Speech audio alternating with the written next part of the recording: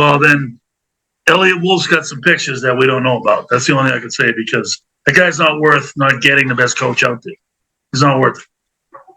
Oh, and I, on the Elliot Wolf's front, I kind of agree, and we talked about this last week. As far as the draft goes last year, it's kind of an incomplete because they had no coaching staff.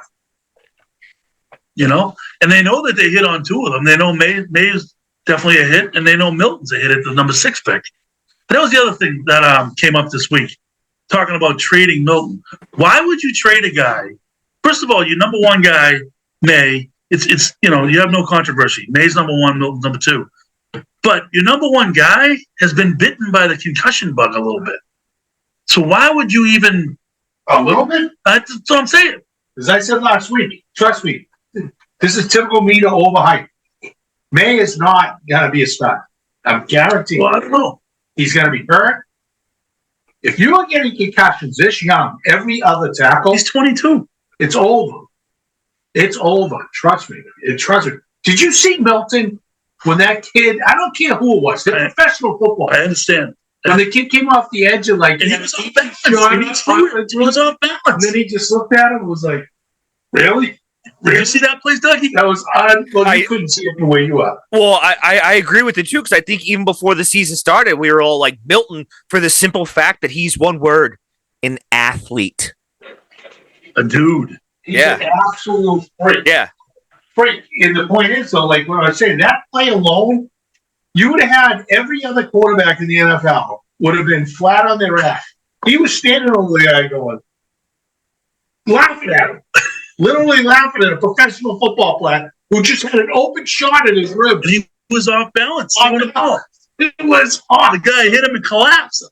Somebody said, I don't know who it was. All year. Right. With the worst offensive line in the history of sports. Maybe he had a package.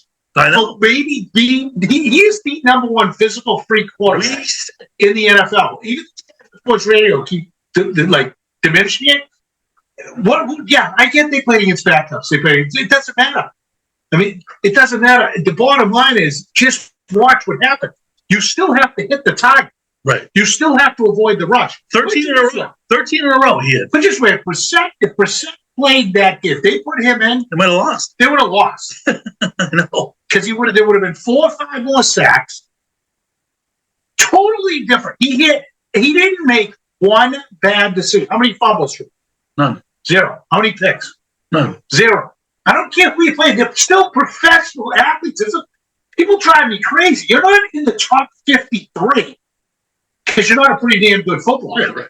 Right. It's ridiculous. Yes, your cohesiveness. It's more the quarterback. It's all that. But there's plenty of guys who are second strings, third strings who end up playing in Super Bowls and winning. Right. And winning.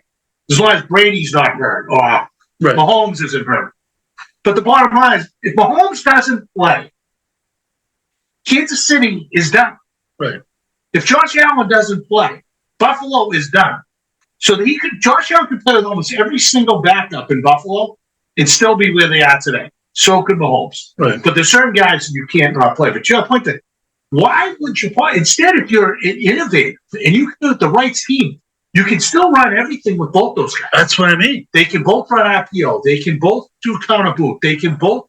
You don't need a two. Certain times when we try to lose a kid who was really good, we liked. Oh, Malik Cunningham. Like you have to run a separate package with those two, not these guys. Yeah. No. And that's the other thing. How about the coaching with the touchdown, Milton's touchdown on the RPO? And he does the back. And he did the backflip. The backflip. Where the hell was that all year with the Patriots? No shit. Instead of handing it off up the middle 3 times. Right. He can do that. So Joe Milton's box score, he was 22 for 29, 240 yards, 1 passing touchdown. One running touchdown. 1 running touchdown. He had 10 rushes for 16 yards. And then he did have a lost fumble. He did? Yes. Oh, yeah, but that wasn't his fault. Oh, that was the handoff, right? It was the handoff. Yeah. Yeah, that was Gibson. Gibson screwed that up. Yeah, and then Ricky's boy, Kayshawn